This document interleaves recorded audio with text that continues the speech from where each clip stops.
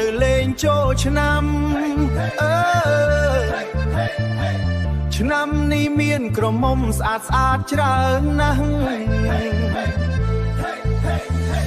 ឆ្នាំនេះឯងធានាដឹងថាអស់ស្ទះ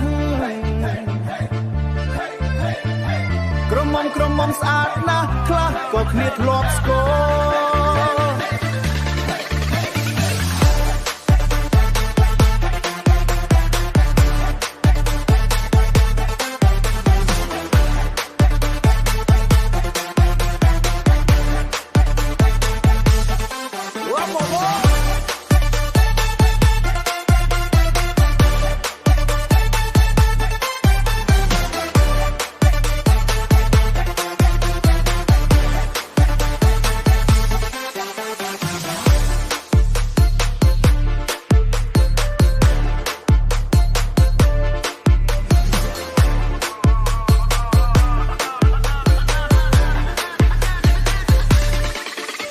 តោះវើ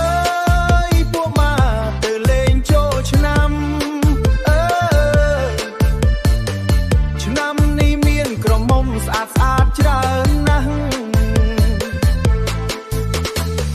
ឆ្នាំនេះឯងធានាដឹងថាអស់ស្ទះក្រមុំស្អាតណាស់ខ្លះក៏គ្នាធ្លាប់ស្គាល់តោះไปលេងខ្លួនណាក្រមុំស្អាតណាស់ខ្លះក៏គ្នាធ្លាប់ស្គាល់តោះទៅលេងទាំងអស់គ្នា